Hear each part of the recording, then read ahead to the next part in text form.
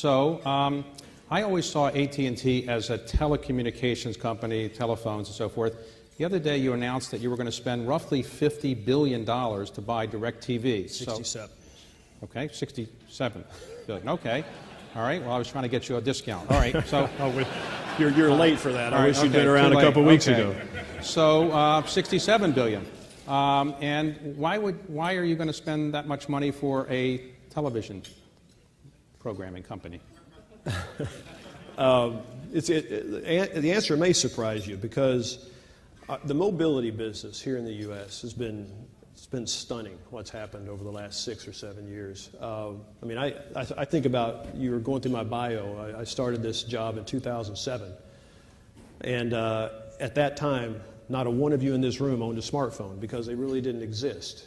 And we spent 6, 7 years. We poured $150 billion into these networks, all about delivering a mobile internet, right? And so making sure that you guys can all access the internet data and information you need on these mobile devices and tablets, and spent a lot of money creating that.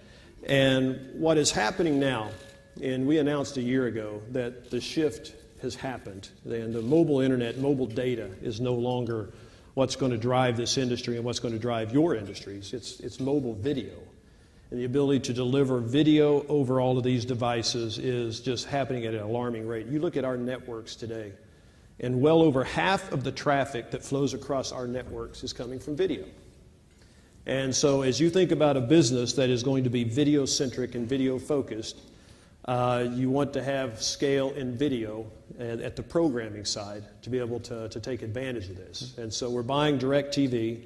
DirecTV comes with a lot of assets and great things. First of all, they have 20 million video customers.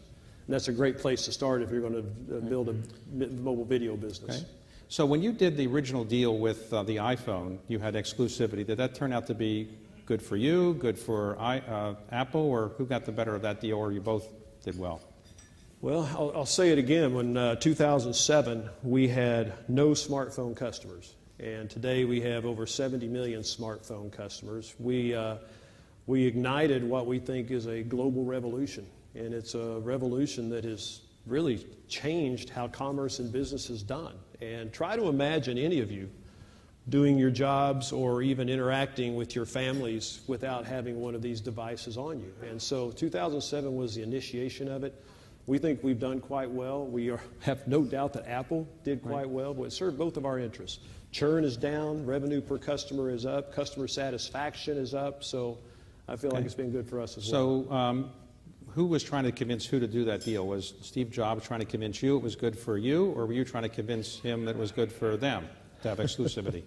Well, you've negotiated many deals. You just articulated how it was going on, right? All right. So mutually beneficial. Okay. Yeah. Let's talk about finding employees, because that's something we've talked about in the past where you have had trouble finding qualified employees, particularly engineers, to go into some of these things. What are you all doing as a result? So this is we kind of eased our way into this, but something significant has happened in AT&T in this regard, because our business is changing radically. You know, we're going from a business that's about installing hardware and machines and networks to a business that's being driven by software and a business that's being driven by data. And so when you have hundreds of thousands of employees, you can't just say, we're just going to bring new employees in. It just doesn't work that way, right? You can't find enough employees with the skill sets you need. And so it was almost 5 or 6 years ago, we said, look, this is maybe the most strategic, difficult logistical issue we are facing, is how do we reskill our employees? And we said trying to do it the old-fashioned way is just not going to work. And so we engaged in a process, and we invested heavily in a mechanism whereby we made tools available to our employees. And it's some very impressive training and educational capabilities, everything from a Master's of Computer Science degree at Georgia Tech, which you can now get a fully accredited degree at a top 5 engineering school at Georgia Tech for $6,000. A Master's of Computer Science at Georgia Tech. We pay for the whole thing, but we were behind this. We invested in it heavily. We have hundreds of employees taking advantage of this. We implemented a number of nano degrees and certifications and so forth for the new technologies and the new skills. And then just a complete new set of curriculum for our employees to begin equipping themselves with these new skills. Putting all that out there is one thing. What we found is very important, and I'm convinced this is a model for the governments around the United States of America. What you have to do, though, is connect that with the jobs and the opportunities within AT&T. So if you're in AT&T today and you're looking for a new position, you go into the HR site, you click on it, you look at that position. First thing it tells you is, are the numbers of the AT&T doing this, or are they doing this? Mm-hmm. If they're doing this, you probably don't have much interest in looking at that position. If they're doing this, that looks good to you, you like the pay, what skills do you need? You click, here are the certifications or badges you need. You click on those, here is this training I just told you about. You either need to go to Georgia Tech, you need a nano degree, you need this particular badge or certification. The training is all here, it's available for you. You get after it, and we put you to work. Millions of courses completed. Employees are getting certified at an amazing rate. And I got to tell you, I look at this, and it's one of the most gratifying things we've done at AT&T in my 35 years. I'm really excited about this. I think this whole ecosystem is something very important that we ought to think about. How do we then take this to society and make this kind of capability available broadly? I'll run through a couple of things with you. Very quickly, net neutrality. I want to make sure we touch on that. Ajit Pai is expected to rule on this. There have been very vociferous arguments against getting rid of the net neutrality laws. Your stance on this, your take on this, and what it means for the industry. Yeah, I was at a dinner with Glenn and Bob last night, and a woman came up to me and she said, "Are you familiar with this net neutrality issue?" I said, "I am." And she said, "What do you think? I mean, I'm scared to death about this." And I said, "Wow, what are you afraid of?" Mm-hmm. She said, "Well, that it goes away." I said, "And then what happens?" And she said, "I don't know, you tell me." And I thought it's very interesting. If Ajit Pai's rules that he has proposed, which basically says that those rules of Title II, what I'll call common carrier, heavy regulation on the internet and on wireless communications, if what he is proposing goes through on December the 14th, it's going to be a lot like Y2K. We're all going to wake up, we've got our water bottles stored, and we've got all of our food in the closet and so forth, and we're ready to for Armageddon to happen. It's going to be a lot like that. We're going to wake up and we're not going to notice any difference. And a year from December the 15th, we're going to wake up and there's still not going to be any difference. Because what is being proposed is that those rules, we just put this mishmash of rules over the last few years on all of this stuff, that all goes away, and the way we will be regulated is by our stated terms and conditions. We have terms and conditions out there today that says AT&T will not block any websites, we will not throttle, and we will do no unfair discrimination, fast lanes, slow lanes.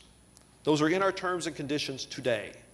These rules go away, we will be regulated by those terms and conditions. Our adherence to those terms and conditions, by the way, the exact same way that Google, Facebook, Twitter, and Amazon are regulated by those same terms and conditions. There is no difference. You're not going to notice any difference in how your internet works. You're not going to notice any difference in how your wireless works. No change. We'll be regulated by what we say we will do. Now, some will say, but you can change your terms and conditions. Yes. AT&T, if these rules go through, we could come out and say, we've changed our mind, we're going to start blocking websites. I don't think that would be a very savvy move on the part of AT&T. Probably we have to be very transparent. There's a requirement here of transparency. These rules will require total transparency of all internet service providers, all wireless providers in this regard. And so I would tell you, I think this is a lot of emotion and a lot of rhetoric over nothing. The reason we were so emphatic and have been so strong that these rules need to change is that these rules had become a basis under the prior FCC administration for regulating rates and regulating prices for wireless and regulating service delivery of broadband. Some areas that by Congress, statute says this needs to be light touch regulation. They put in place a regime that was allowing very heavy touch regulation. So let's just go back. No blocking, no throttling, no unfair prioritization of traffic. Look, these are logical things. I would tell you, there's nobody in this room, I would suggest to you, who thinks there should not be a differentiation of speed for certain services. Does anybody have interest in autonomous cars? If you do, you want paid prioritization. You don't want your car operating on best efforts delivery of bandwidth. Right. If you have any expectation of medical using wireless networks for surgery or EMS or those types of things, you don't want an elimination or an outlawing of paid prioritization. You want those kind of services available, but you want us to be transparent about it. And so that's where we're headed. We're headed to a role of total transparency, and I think it can be regulated very effectively that way.